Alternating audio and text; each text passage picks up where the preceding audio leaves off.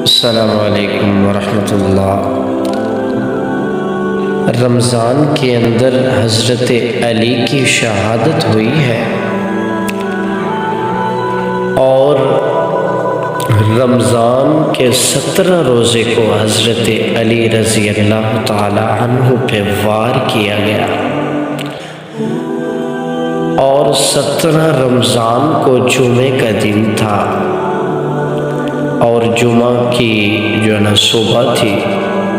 جب حضرت علی پہ وار کیا گیا، اور حضرت علی اپنے معمول کے مطابق لوگوں کو اٹھایا کرتے تھے نماز کے لیے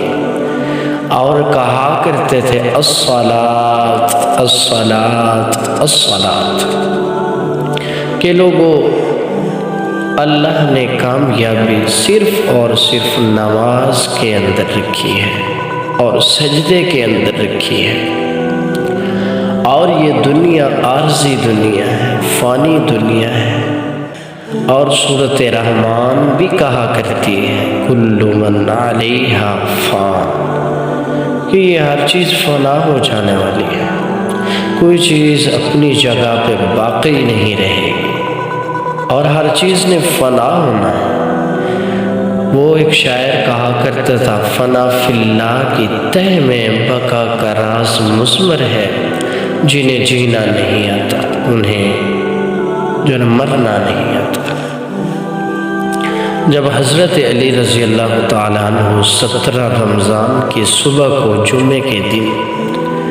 اٹھانے کے بعد مسجد کوفہ کے اندر اذان فجر دی،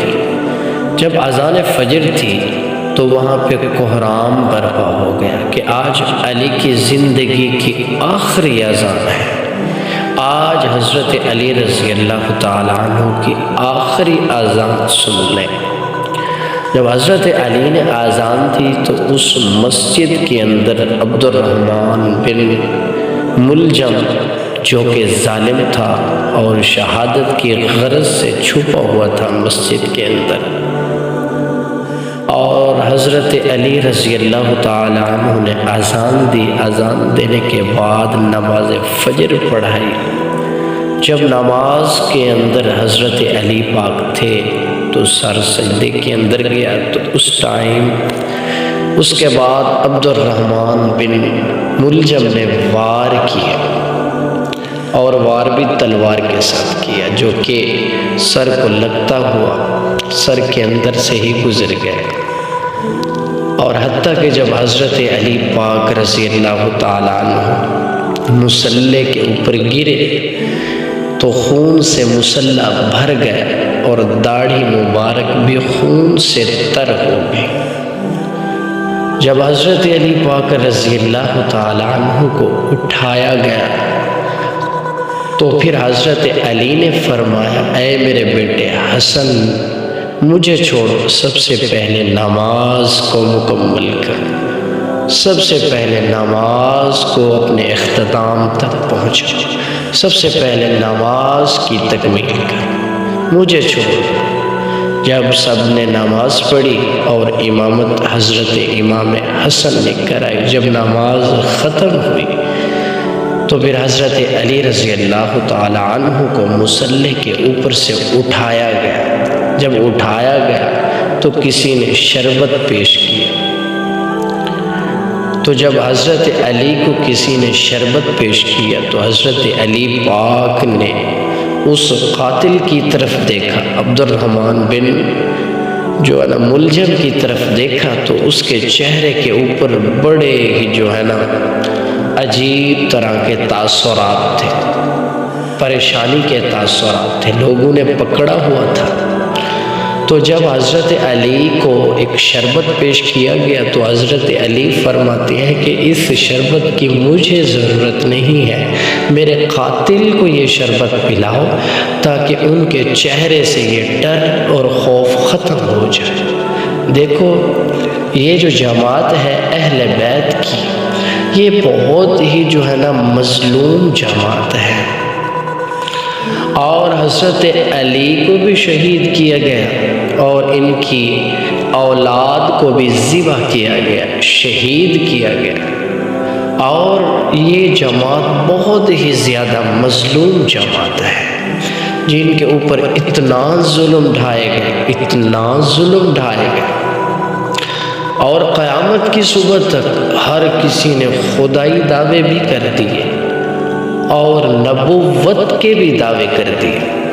پر آج تک کسی نے علی ہونے کا دعویٰ نہیں کیا اور حسن و حسین ہونے کا دعویٰ نہیں کیا، کیونکہ اس جماعت نے کام ہی ایسا کر ڈالا ہے کہ قیامت تک کوئی اپنے آپ کو حسین نہیں کہے گا اور حسن نہیں کہے گا اور علی نہیں کہے گا۔ تو پھر حضرت علی پاک رضی اللہ تعالیٰ عنہ کو جب اٹھایا گیا مصلی سے، تو اس کے بعد کیا ہوا، حضرت علی پاک فرماتے ہیں کہ احسن نزلہ، جی حدیث پاک کے الفاظ ہیں، احسن نزلہ، کہ یہ جو میرا قاتل ہے، میرا مہمان ہے، اسے اچھا بستر دیا جائے اور اسے اچھا کھانا بھی دیا جائے تاکہ اس کی پریشانی کے اثرات ختم ہو جائیں۔ اور پھر وہیں پہ ایک اعلان بھی کر دیا حضرت علی نے کہ یہ جو میرا قاتل ہے، اگر میں شہید ہو جاؤں تو جو بہتر ہے کہ اسے چھوڑ دیا جائے، اگر چھوڑنا نہیں ہے تو اسے بھی قتل کر دیا جائے، اور اس طریقے سے قتل کیا جائے جس یہ طریقے سے اس نے میرے اوپر وار کیا ہے۔ بات یہ ہے کہ اس کے کان مت کاٹنا، اس کے ہونٹ مت کاٹنا، اس کا ناک مت کاٹنا، اس نے جیسے میرے اوپر وار کیا ہے ویسے ہی اس کے اوپر وار کیا جائے، اگر یہ مر جائے ٹھیک، نہیں تو اسے رہا کر دیا جائے۔ اور ایک بات سنائی، حضرت علی پاک جو فرمانے لگے کہ میں نے نبی پاک صلی اللہ تعالیٰ علیہ وسلم سے سنا ہے کہ وہ ظالم لوگ ہوتے ہیں جو لوگ مرے ہوئے کے ہاتھ پیر اور کان کاٹتے ہیں، اس لیے ایک ہی وار کرنا، ویسے بہتر ہے کہ اسے معاف کر دیا جائے۔ جب حضرت علی کو گھر لے کے جایا گیا، اور کیونکہ ہفتے والے دن کو طبیعت اور ہی زیادہ خراب ہو گئی، کیونکہ وہ جو ظالم تھا نا عبد الرحمن بن ملجم، وہ ظالم ایسا تھا کہ اس چیز کو، جس چیز سے وار کیا تھا حضرت علی پہ، اس کو 1 مہینہ زہر کے اندر رکھا تھا، بھئی اگر وار کروں، اگر بچ بھی جائے تو زہر کا اثر جسم کے اندر ہو جائے، لہذا وہ جو زہر تھی جسم کے اندر جذب ہو گئی اور چہرہ زرد ہو گیا اور پیلا پڑ گیا، اور ہفتے والے دن اور ہی زیادہ طبیعت خراب ہو گئی، کیونکہ جمعے والے دن حضرت علی پہ وار کیا گیا،